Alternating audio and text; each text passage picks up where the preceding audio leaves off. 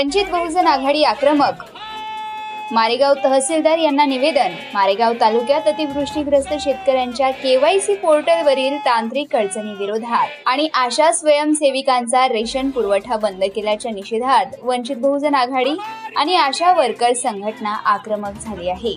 वणी विधानसभा प्रमुख राजू निमसटकर यांच्या नेतृत्वात 6 नोव्हेंबरला मारेगाव तहसीलीवर हल्लाबोल आंदोलन करण्यात आलं। शिष्टमंडळाने प्रशासनाला निवेदन देत प्रशासनाच्या लालफितशाहीवर सडकून टीका केली। तहसीलदार मारेगाव यांच्याकडे वंचित बहुजन आघाडीच्या वतीने या ठिकाणी केवायसीची अट रद्द करा व ज्या शेतकऱ्यांचे पैसे अजूनही त्यांच्या खात्यावर आलेले नाही आहे त्यांना विना अट पैसे तात्काळ जमा करा व आशा सेविका आहे त्यांचं जे राशन आहे ते बंद केलेलं आहे। या ठिकाणी वंचित बहुजन आघाडीच्या वतीने तहसीलदार यांना निवेदन देण्यात आलेलं आहे। आपल्यासोबत वंचित बहुजन आघाडीचे राजूभाऊ निमसटकर आहे। आपण त्याच्याकडून प्रतिक्रिया जाणून घेऊ की नेमकी काय मागणी आहे। खरं तर इलेक्ट्रॉनिक मीडियाचं आणि इथे उपस्थित असलेल्या सर्व प्रसार माध्यमांच्या प्रतिनिधींचं मी मनापासून स्वागत करतो।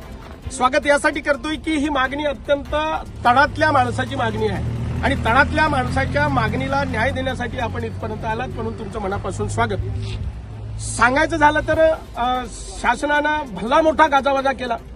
कधी नव्हे असं या राज्यामध्ये आम्ही या इथल्या शेतकऱ्यांच्या पदरात देतोय। आम्ही इथल्या शेतकऱ्यांना कधी नव्हे एवढं मोठं पॅकेज देतोय। अशा साऱ्या वल्गना केल्या। हे करत असताना सरकारने सांगितलं देखील मोठा गाजावाजा करून का दिवाळीच्या पूर्वीच तुमच्या खात्यामध्ये शेतकऱ्यांच्या खात्यामध्ये विनाअट आम्ही सरसकट 18,500 पूर्वी तर 3 हेक्टरचं सांगितलं, मग 2 हेक्टर केलं, आणखी त्याच्यातही अटी लावल्या। पण सांगत असताना सांगितलं की दिवाळीच्या पूर्वी आम्ही हे करू।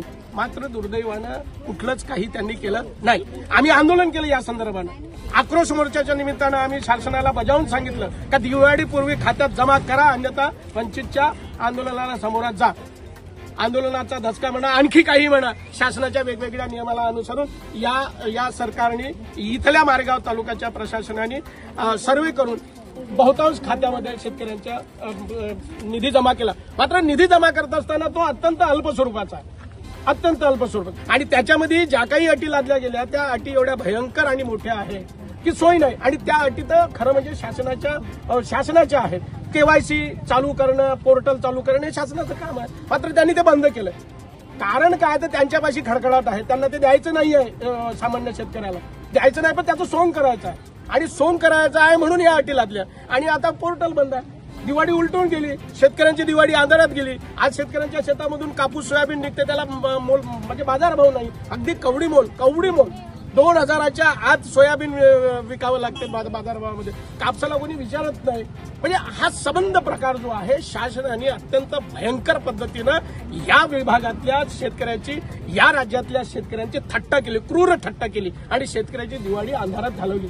आणि म्हणून वंचित बहुजन आघाडी आणि या वंचित बहुजन आघाडीसह या ठिकाणी उपस्थित असलेल्या संबंध कार्यकर्त्याच्या माध्यमाने मी प्रथमतः या सरकारचा निषेध व्यक्त करतो आणि या सरकारला चेतावणी देतो आपल्या माध्यमातून, जर का येत्या काही दिवसामध्ये शेतकऱ्यांच्या खात्यामध्ये विनाअट तुम्ही बोललेला शब्द पूर्ण केला नाही आणि त्यांच्या खात्यात जर पैसा जमा झाला नाही तर मग वंचित बहुजन आघाडी निवड बोलणार नाही। तर राज्यानं बघितलंय वंचित बहुजन आघाडी काय करू शकते, ते करू आम्ही इथल्या। आम्ही आता मागल्याही वेळेला सांगितलं की जर आमच्या खात्यात जमा झाले नाही पैसे तर इथल्या कुठल्याच अधिकाऱ्याला कार्यालयामध्ये येऊ देणार नाही। आता ते अंमलात आहे। हे पाऊल उचलायला आम्हाला भाग पाडू नका। आमच्या खात्यात पैसे जमा करा। बळीराजा शेतकरी हा नागावलेला आहे, कर्जबाजारी आहे, दर दिवसाला आत्महत्या करतो आहे। या बळीराजा शेतकऱ्याचं दुःख न जरा तुम्ही समजून घ्या। ही मागणी खरं म्हणजे घेऊन या निमित्तानं आम्ही आलेलो आहोत। नेमकं काय हे सरकार प्रशासन करते आता बघावं लागणार आहे। मात्र तुम्हा सर्वांचं अभिनंदन। शेतकऱ्यांचे प्रश्न आपण अत्यंत पोटतिडकीने मांडता आहात, म्हणून तुम्हा सर्वांचं अभिनंदन। आणि या माध्यमातून या सरकारला आपण देखील ठणकावून सांगा, बळीराजा शेतकऱ्याला जगवण्याचं आणि तगवण्याचं काम आपल्याकडनं झालं पाहिजे।